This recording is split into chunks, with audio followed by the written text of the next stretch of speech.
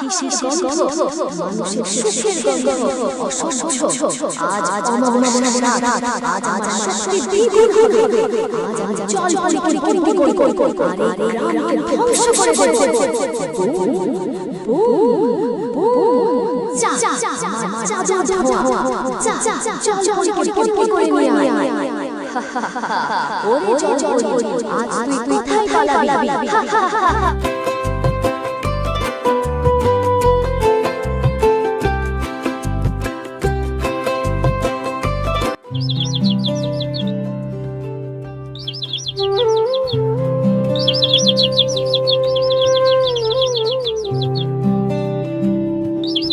আরে বান্ধবী, তুই কখন এলি? আমার জন্য একা একা দাঁড়িয়েছিলি নাকি এতক্ষণ? আমি তো সেই ভোর থেকেই বসে আছি। আর তুমি তো নবাব জাদি, আসার কোনো নামই নেই। আসলে আজ আমার অনেক দেরি হয়ে গেছে। বাড়িতে অনেক কাজ ছিল। সকালে ছাগলটাকেও পাহারা দিতে হয়েছিল, তাই আসতে একটু দেরি হয়ে গেছে। কিছু মনে করিস না। আরে শাপলা, ওই দেখ দেখ, আজ আমাদের দিঘির জল কেমন যেন স্বচ্ছ আর নীল হয়ে গেছে। মনে হচ্ছে যেন আকাশটা নেমে এসেছে দিঘিতে।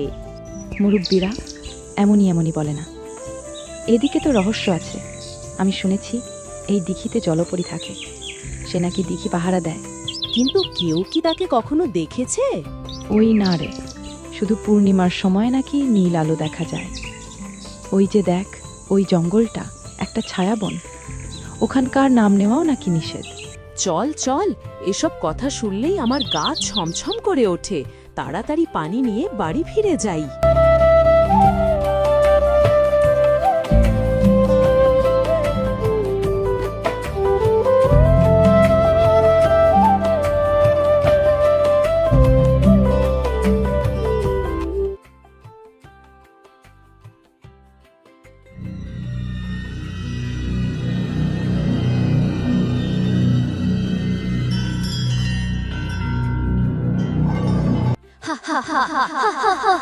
কিসের গন্ধ? মানুষের সুখের গন্ধ। অসহ্য। আজ অমাবস্যা রাত। আজ আমার শক্তি দ্বিগুণ হবে। আজ আমি জল পরি আরে গ্রামকে ধ্বংস করে দেব।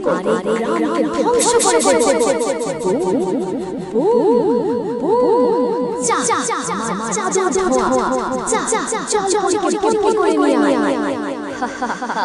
ওরে জল আজ তুই কোথায় পালাবি?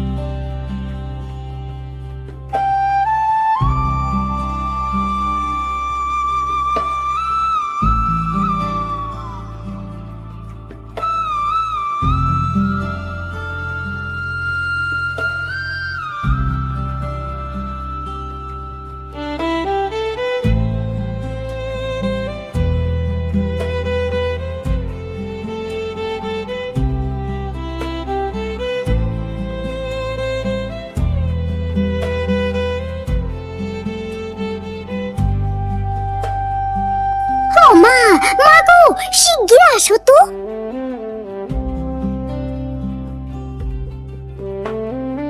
কি হলো মিনা, সকাল সকাল কই গেলি? অন্তত সকালবেলা আমার কাজে একটু সাহায্য করতে পারতে। আরে আমি দিঘিতে পানি আনতে গিয়েছিলাম। কি হয়েছে জানো? দিঘির সব জল কালো হয়ে গিয়েছে, মাছগুলো সব মরে ভেসে উঠেছে। আর সবচেয়ে আশ্চর্যের বিষয়, একদম বিশ্রী দুর্গন্ধ। আমার তো বমি পর্যন্ত হয়ে গিয়েছিল। কি বলিস মিনা, পানির জল কালো হয়ে গিয়েছে? মানে হায় আল্লাহ, কি সর্বনাশ! চল তাড়াতাড়ি গিয়ে দেখি।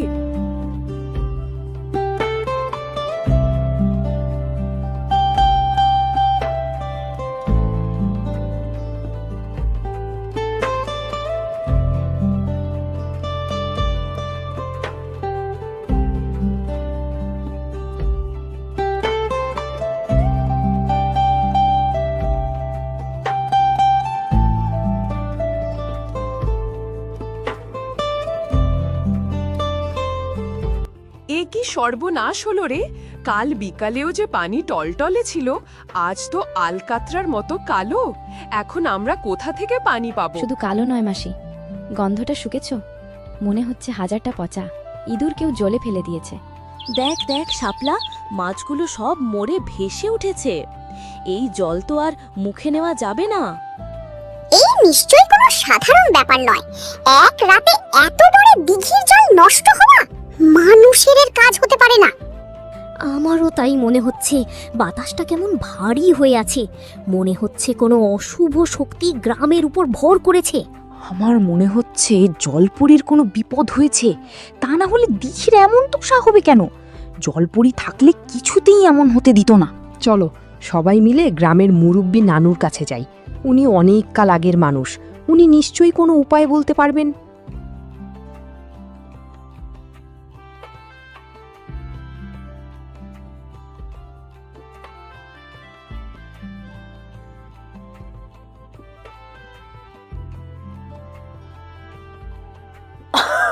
নানু, নানু, তুমি কি কিছু শুনেছ?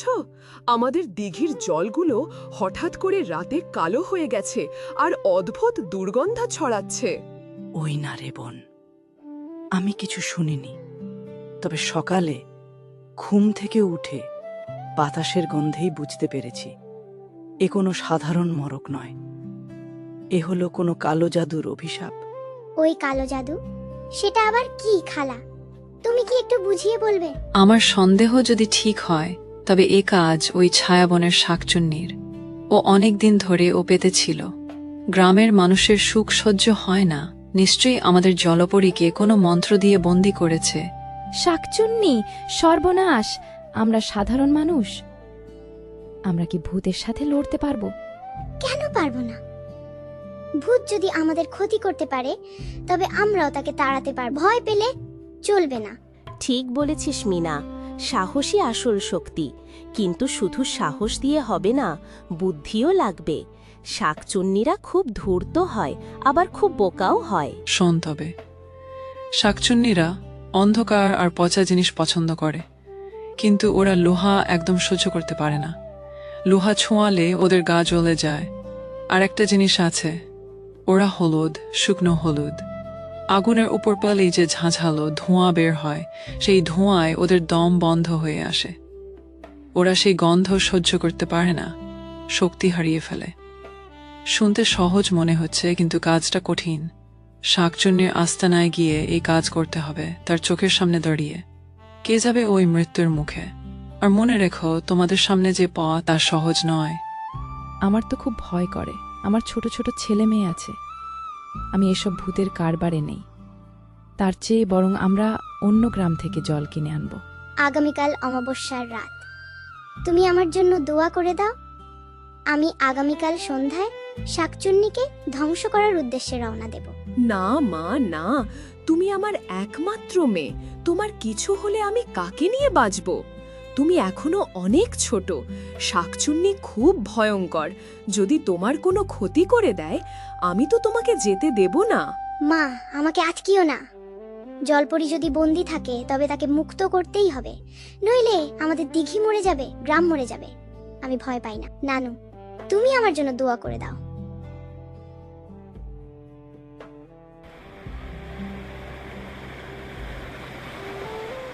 মা, আমি যাচ্ছি, আমার জন্য একটু দোয়া করো, যেন আমি ভালো থাকি আর নিরাপদে তোমার কাছে ফিরে আসতে পারি। যাস না মিনা, যাস না। আমার কথা শোন, তুই একা শাকচুন্নির সাথে পারবি না। যাস না মা, যাস না। ওই জঙ্গলটা কি অন্ধকার, আর কেমন চিচি পোকার ডাক। আমি আর তাকাতে পারছি না।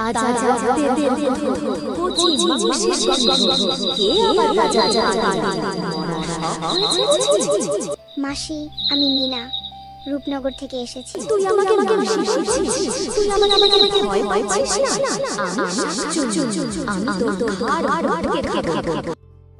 খাবে তো বটেই। আমি কি বারণ করেছি? এত দূর থেকে হেঁটে এলাম তোমার পেটে যাবার জন্যই তো। তবে মাসি, মরার আগে আমার একটা শখ ছিল। শুনেছি তুমি নাকি খুব ভালো গান গাইতে পারো। তোমার ওই নাকি সোনাকে কোকিলের চেয়েও মিষ্টি। আমাকে একটা গান শোনাবে? গান শুনে মরলে আমার খুব শান্তি হবে। তা নাকি? আমার গানের এত সুনাম গ্রামে, তা তুই যখন বলছিস তখন একটা গান শোনাই, তারপর তোকে খাবো। ওরে মরা হারা, আমি খাবো তোকে চিবিয়ে। বাহ, কি অপূর্ব গলা তোমার! তোমার জন্য আমি একটা উপহার এনেছি। এই দেখো, এই পটলিতে আমি খুব দামি সুগন্ধি দিয়ে রেখেছি। এটা গায়ে মাখলে তোমার রূপ আরো গলে যাবে। গন্ধটা শুকে দেখো। উপহার আমার জন্য? কই দেখি, কেউ তো আমাকে উপহার দেয় না। ওরে বাপরে, এ কিসের গন্ধ! আমার দম বন্ধ হয়ে আসছে, বুক চেপে যাচ্ছে। কেমন লাগলো আমার সুগন্ধি মাসি? এটা পোড়া হলুদের গন্ধ। তোমাদের নাকি এটা খুব পছন্দ? ওরে শয়তান মেয়ে, তুই আমাকে ধোঁকা দিয়েছিস। আমি তোকে আস্ত রাখবো না। আয় আমার কাছে, আজ তোকে ছিঁড়ে খাবো। সাবধান মাসি, একদম কাছে আসবি না। ওটা কি? ওটা চকচক করছে কেন? লোহা? তুই লোহা এনেছিস? এবার বল দেয়নি। আমাদের জলপরীকে কোথায় আটকে রেখেছিস? সত্যি কথা না বললে এই লোহাটা দিয়ে আজ তোমার মাথা কাটবো। জলে খেললে আমার হাত জ্বলে গেল। ওরে বাপরে, মরে গেলাম। আমাকে মেরো না, দোহাই লাগে, আমাকে মেরো না। আমি বলছি। জলদি বল।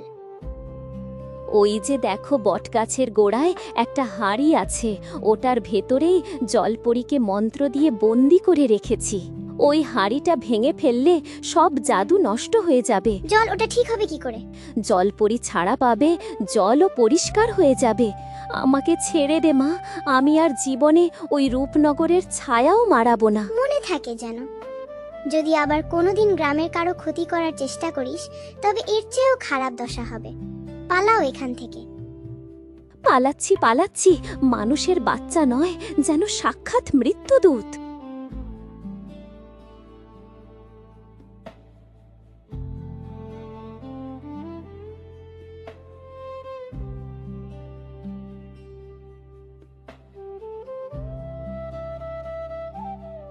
এই সেই হাড়ি, এর ভিতরেই আমাদের গ্রামের প্রাণ ভোমরা।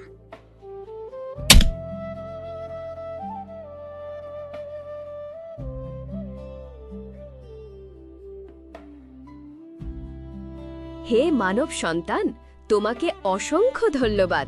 হে সাহসী বালিকা, তুমি আমাকে এই বন্দি দশা থেকে মুক্ত করে দিয়েছ। এখন বলো, আমি তোমার কি উপকার করতে পারি? তুমি কি জলপরী? হ্যাঁ মিনা, আমি সেই দিঘির পাহারাদার। ওই দুষ্টু শাকচুন্নি আমাকে ছলনা করে বন্দি করেছিল। ভেবেছিলাম আর মুক্তি পাবো না, কিন্তু তোমার সাহস আর বুদ্ধির কাছে সে হেরে গেল। আমি শুধু আমার গ্রামকে বাঁচাতে চেয়েছি। আপনি মুক্ত হয়েছেন, এটাই আমার বড় পুরস্কার। তোমার এই উপকারের ঋণ আমি শোধ করতে পারবো না, কিন্তু তোমাকে আমি একটা আশীর্বাদ করতে চাই। এই নাও, এই মালাটা তোমার গলায় পরিয়ে দিলাম। যতদিন এই মালা তোমার কাছে থাকবে, কোনো অশুভ শক্তি তোমার বা তোমার গ্রামের ক্ষতি করতে পারবে না। আপনাকে অনেক ধন্যবাদ। দিঘির জল কি ঠিক হয়ে যাবে? আমার মুক্তির সাথে সাথেই দিঘির জল আবার আগের মতো স্বচ্ছ হয়ে গেছে। তুমি নিশ্চিন্তে বাড়ি যাও, গ্রামবাসীরা খুব খুশি হবে। যাও মিনা, ভোরের আলো ফোটার আগে বাড়ি ফিরে যাও, তোমার জন্য সবাই অপেক্ষা করছে।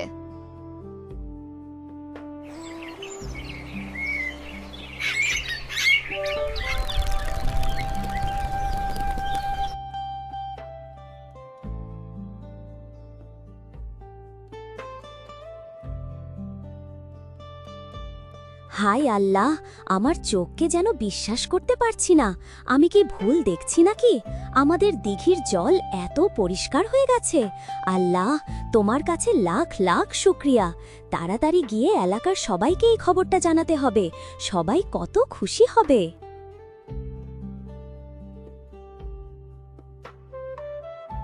ভাই সব তাকিয়ে দেখো, আমাদের দিঘি আবার আগের মতো হয়ে গেছে। কি পরিষ্কার জল! সত্যি তো, ওই দেখো মাছগুলো কেমন লাফিয়ে বেড়াচ্ছে, কি আশ্চর্য! আমার মেয়েটা কোথায়? আমার মেয়েটা তো এখনো ফিরে এলো না। দিকে দেখ, ওই তো মিনা। মিনা ফিরে এসেছে। তুই ফিরে এসেছিস মা? আমি ভেবেছিলাম আমি তোকে হারিয়ে ফেলেছি।